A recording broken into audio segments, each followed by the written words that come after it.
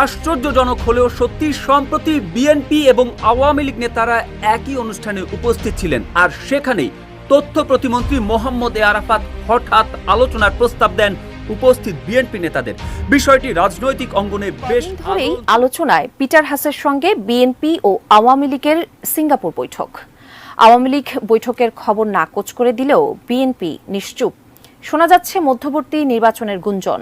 আরো জানাচ্ছেন সহকর্মী মোহাম্মদ। আসসালামু আলাইকুম সুপ্রিয় দর্শক বন্ধুরা, অবশেষে ৭ জানুয়ারির দ্বাদশ জাতীয় নির্বাচনের পর এই প্রথম এক টেবিলে বসল বিএনপি এবং আওয়ামী লীগ।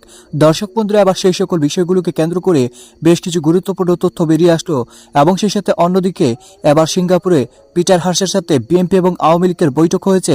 এবার সেই সকল বিষয়গুলোকে কেন্দ্র করে একের পর এক নানা বিষয়গুলো উঠে আসতে শুরু করেছে।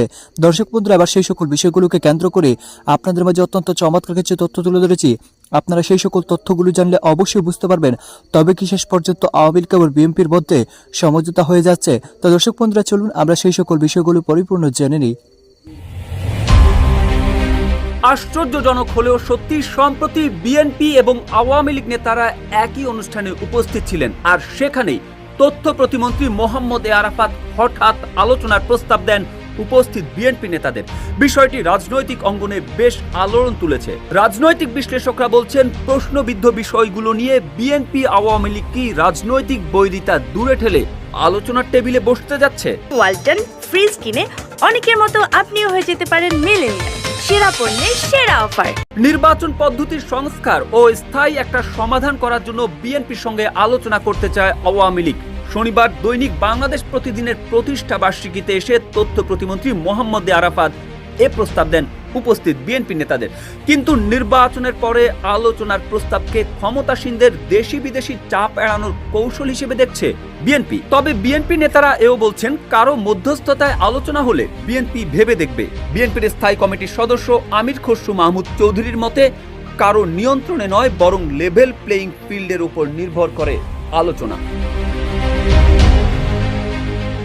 গণতন্ত্রকে আরো শক্তিশালী করতে বিএনপিকে আলোচনার পথ তৈরির আহ্বান জানিয়ে তথ্য প্রতিমন্ত্রী মোহাম্মদ আলী আরাফাত বলেন, আমরা যদি কিছু কাজ করে থাকি গণতন্ত্রকে শক্তিশালী করার জন্য, ইলেকশন কমিশনকে শক্তিশালী করার জন্য, আমার বিনীত অনুরোধ থাকবে আপনারা সেটাকে যদি স্বীকৃতি দেন এবং দেওয়ার পরে আপনারা যদি বলেন যে না ঠিক আছে, আমরাও আপনাদের সাথে কথা বলে আরো কি কি লাগবে সেগুলো নিয়ে আলোচনা করে একটা জায়গায় যেতে পারি, সেই প্রত্যাশা আমার থাকবে আমার বিএনপির বন্ধুদের কাছ থেকে। এবং আমি আশা করি আপনারা ফিরে গিয়ে আপনাদের সঙ্গী যারা আছেন বিএনপিতে তাদেরকে এই বক্তব্য পৌঁছে দেবেন। এদিকে বিএনপির জাতীয় নির্বাহী কমিটির সদস্য ব্যারিস্টার মীর মোহাম্মদ হেলাল উদ্দিন বলেন, বিভিন্ন পর্যায়ের লক্ষ লক্ষ নেতাকর্মীকে মিথ্যা মামলা দিয়ে সাজা দিয়ে আটকে রেখে এভাবে কি কোনো রাজনৈতিক আলোচনা সম্ভব না। এবং সেকেন্ড কথা হচ্ছে, ওনারা আলোচনার কথা তুলেন হলো হয়তো কোনো আন্তর্জাতিক চাপে পড়ে তখন ওনারা এটার থেকে বের হওয়ার জন্য এ ধরনের কিছু কথাবার্তা বলেন। যারা স্টেক হোল্ডার না এই নির্বাচনে, ওনাদের মধ্যস্থতায় যদি কোনো সংলাপ হয়, যে কয়টা রাজনৈতিক দল আছে তারা একটা সংলাপ করতে পারে।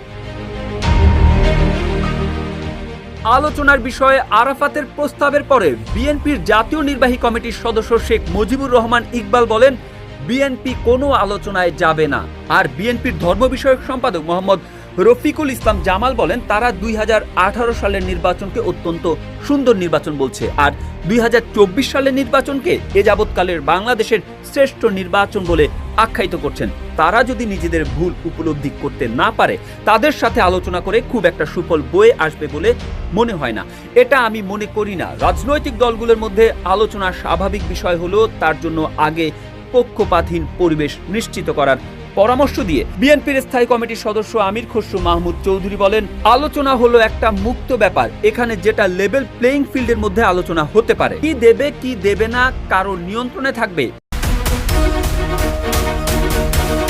গত মাসের শেষ দিকে ঢাকা ছাড়েন মার্কিন রাষ্ট্রদূত পিটার হাস যখন ঢাকার বিমানবন্দর ত্যাগ করেন, তার ঠিক আগের দিন বিএনপি নেতাদের সঙ্গে বৈঠক করেন মার্কিন একটি প্রতিনিধি দল, যার অগ্রভাগে ছিলেন পিটার হাস। দেশ ত্যাগের সময় এই গুঞ্জন ছিল, পিটার হাস হঠাৎ করেই নির্বাচন শেষে কেন সিঙ্গাপুরে কোনো নতুন নকশা করছেন কি তিনি। 4 মার্চ চিকিৎসার জন্য সিঙ্গাপুর যান বিএনপির মহাসচিব মির্জা ফখরুল ইসলাম আলমগীর। এরপর থেকেই গুঞ্জন উঠতে থাকে পিটার হাসের সঙ্গে বৈঠক করেছেন মির্জা ফখরুল। তবে কোথায় বৈঠক করেছেন, কি বিষয় নিয়ে আলোচনা হয়েছে সেটি এখনো স্পষ্ট নয়। মির্জা ফখরুল দেশে আসার পর আলোচনায় আসে মধ্যবর্তী নির্বাচন প্রসঙ্গ। বিএনপির একাধিক নেতা জানিয়েছে, সিঙ্গাপুরে বিএনপি মহাসচিব মির্জা ফখরুল ইসলাম আলমগীর ও পিটার হাস বৈঠক হয়েছে কিনা সেটা এখনই জানাতে চায় না দলটি। তবে এই সরকার বেশি দিন টিকবে না সেটি নিশ্চিত বলা যায় বলেও মনে করেন তারা। দলটির অনেক নেতাই মনে করেন দেশে একটি মধ্যবর্তী নির্বাচন হতে পারে এবং সেই বিষয়েই সিঙ্গাপুরে আওয়ামী লীগ ও বিএনপির শীর্ষ 2 নেতার সঙ্গে পিটার হাসের বৈঠক হয়ে থাকতে পারে। পিটার হাসের সঙ্গে বিএনপির মহাসচিব বৈঠক করেছেন কিনা সে বিষয়ে আনুষ্ঠানিক কিছু জানায়নি দলটি। এমনকি মির্জা ফখরুল দেশে ফিরলেও বৈঠকের বিষয় নিয়ে কোনো কথা বলেননি। বিএনপির মহাসচিব যখন সিঙ্গাপুরের উদ্দেশ্যে দেশ ত্যাগ করেন তার আগেই সিঙ্গাপুরে যান আওয়ামী লীগের সাধারণ সম্পাদক ওবায়দুল কাদের ও তার কিছুদিন আগে সিঙ্গাপুরে যান মার্কিন রাষ্ট্রদূত পিটার হাস।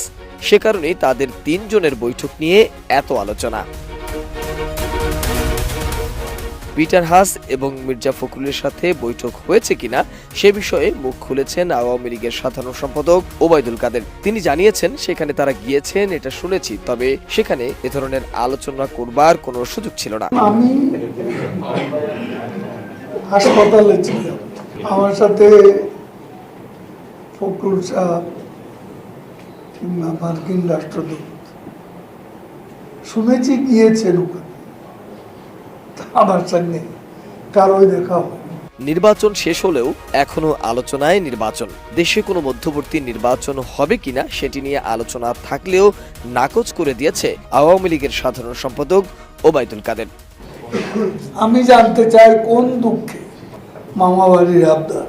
মোহাম্মদ সোহাগ বিশ্ব। তো দর্শক বন্ধুরা, আপনারা হয়তো পুরো ভিডিওটি দেখে এবং এই সকল কথাবার্তাগুলো শুনে অবশ্যই বুঝতে পেরেছেন অবশেষে 7 জানুয়ারি নির্বাচনের পর এই প্রথম কোনো সঠিক সিদ্ধান্ত নিতে চলেছে 2 রাজনৈতিক দল। কারণ এত অস্থিরতা হলে বাংলাদেশের সাধারণ জনগণ ভোগান্তিতে পড়বে। তো দর্শক বন্ধুরা, আপনারা পুরো ভিডিওটি দেখে এবং এই সকল আলোচনাগুলো শুনে আপনারা কি বুঝতে পেরেছেন এবং সেই সাথে এই সকল প্রতিবেদনগুলো দেখে আপনাদের কাছে কি মনে হয়েছে, তবে কি শেষ পর্যন্ত কোনো সঠিক সিদ্ধান্ত আসতে চলেছে?